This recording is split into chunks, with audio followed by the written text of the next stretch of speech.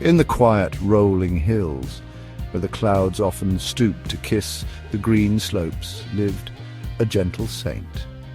His home was not a grand temple or a sturdy house, but a simple cave tucked away behind a curtain of wild jasmine.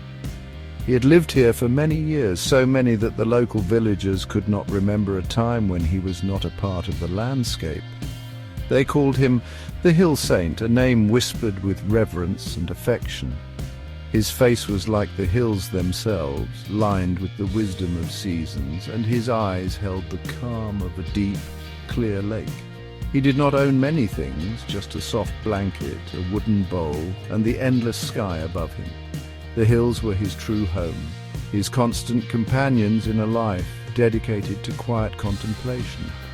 The slopes surrounding his cave were a patchwork of greens and browns, changing their clothes with the passing of each season. In spring they wore a vibrant cloak of new leaves and wildflowers, a riot of colours that danced in the gentle breeze. During the monsoons they were washed clean, glistening under the soft sun that broke through the clouds, their scent a mix of wet earth and pine needles. Winter brought a crispness to the air, and sometimes a light dusting of snow would settle on the highest peaks, turning the world into a silent white wonderland. These hills were ancient and patient, holding secrets whispered by the wind and stories told by the streams that trickled down their sides. They were a sanctuary, a place far removed from the noise and hurry of the world below. The saint was not alone in his solitude, for the hills were alive with the quiet hum of nature. Brightly coloured birds flitted from tree to tree, their songs the first music of the morning. A family of langurs would often visit, their long tails swinging as they leapt through the deodar trees, their curious eyes watching the saint from a safe distance. Sometimes a shy barking deer would emerge from the thicket, its delicate footsteps barely making a sound on the soft carpet of fallen leaves. Even the insects seemed to move with a certain grace, their buzzing a soft lullaby in the warm afternoons. The saint knew them all, not by name but by their spirit, and he considered them his neighbours, each one a vital part of this peaceful kingdom. The air itself felt different here, lighter and cleaner than anywhere else. It carried the sweet fragrance of pine sap and the earthy smell of damp soil after a brief shower. You could breathe it in and feel your worries begin to lift, as if the very atmosphere was charged with a gentle, healing energy. The villagers who climbed the winding path to seek the saint's blessing often spoke of this feeling. They would arrive tired and heavy-hearted, but as they sat near his cave and breathed in the pure mountain air, a sense of calm would settle over them. It was a place where the soul could rest, where the mind could unclench, and where one could simply be without the need to strive or pretend. The hills offered this gift freely to all who came. The environment around the saint was a living testament to peace. Every element seemed to work in harmony, creating a symphony of positive energy that anyone could feel. The gentle rustling of the leaves in the wind sounded like a soft whisper, sharing ancient secrets with those who were willing to listen. The sunlight filtered through the dense canopy of the trees, creating shifting patterns of light and shadow on the forest floor, like a beautiful, ever-changing mosaic. This light was warm and kind, not harsh or glaring, and it seemed to bless everything it touched with a golden glow. The world here moved at a slower, more deliberate pace, encouraging a stillness of the mind and a deep sense of contentment. This feeling of positivity was not just in the air, it was rooted in the very earth. The soil was rich and fertile, nurturing a vibrant array of life. Tiny ferns unfurled their delicate fronds from the damp ground, and colourful mushrooms sprouted in clusters at the base of old trees. The streams that flowed down the hillsides were crystal clear, their water so pure you could see the smooth, rounded pebbles on the streambed. The sound of the flowing water was a constant soothing melody, a gentle reminder of life's continuous and graceful flow. This abundance and purity created an atmosphere of profound well-being, a feeling that everything was exactly as it should be, thriving and whole in its natural state. Even the sounds of the hills contributed to this peaceful aura. There were no jarring noises, no angry shouts, no impatient horns.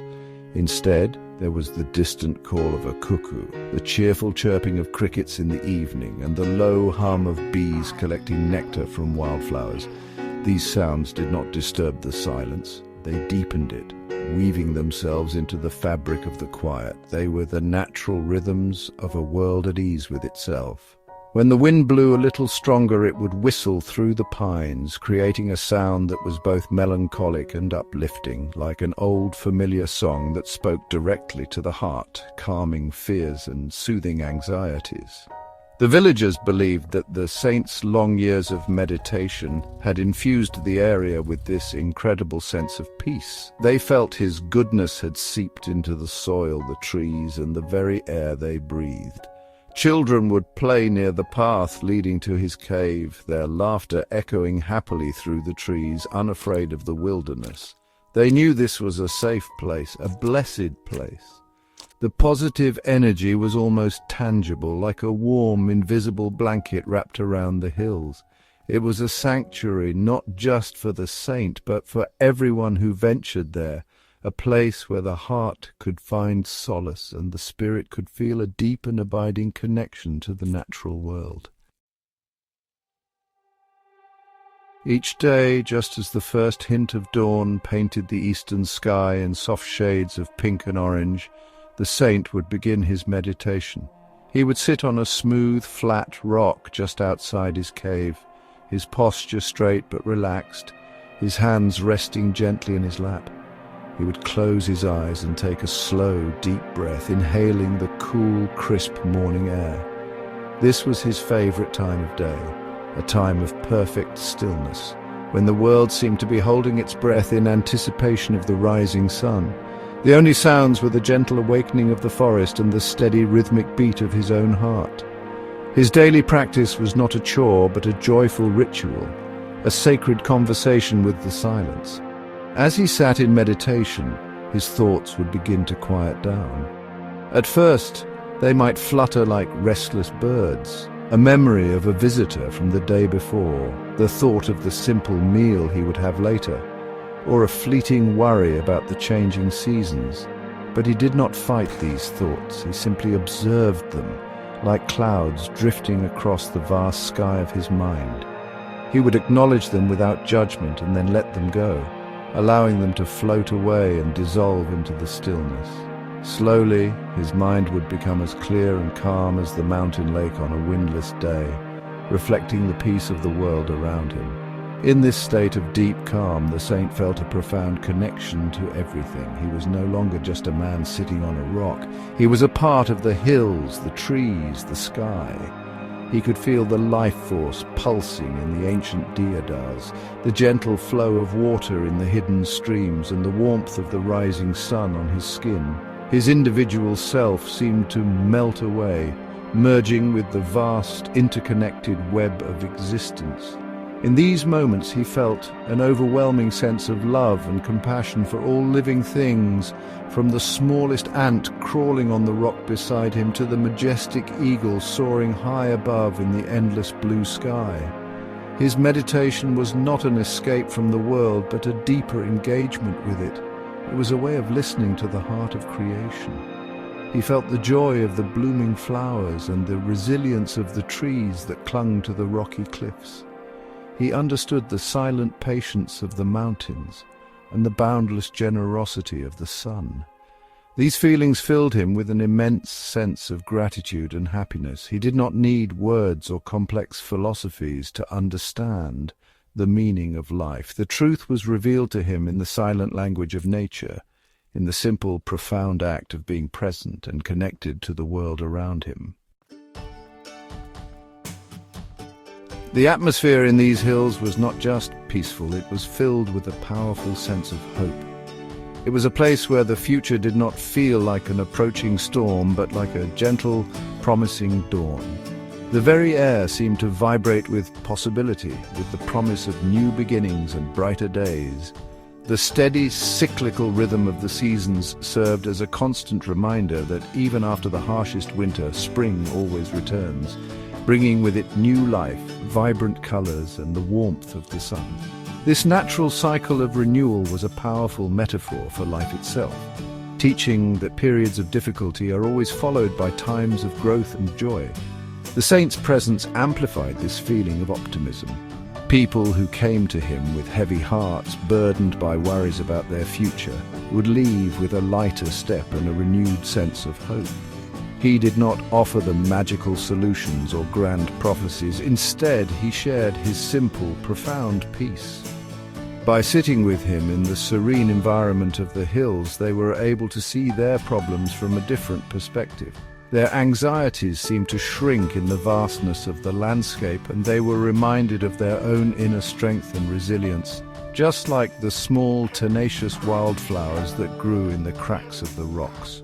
The saint's thoughts during his meditation often turned towards the future, not with anxiety, but with a calm and hopeful outlook. He saw the goodness in people's hearts and believed in their capacity for kindness and compassion. He envisioned a world where people lived in greater harmony with nature and with each other. This vision was not a distant dream, but a tangible reality that he felt in the peaceful energy of his surroundings. He believed that if people could connect with the stillness and beauty of nature, they would find that same peace and beauty within themselves, and this would naturally lead to a brighter, more harmonious future for all. Ultimately, the hills and the saint taught a simple yet profound lesson. Happiness and hope are not things to be chased in the outside world, but treasures to be discovered within.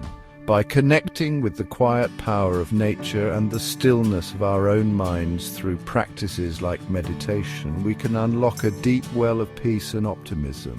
The Hill Saint's life was a testament to this truth.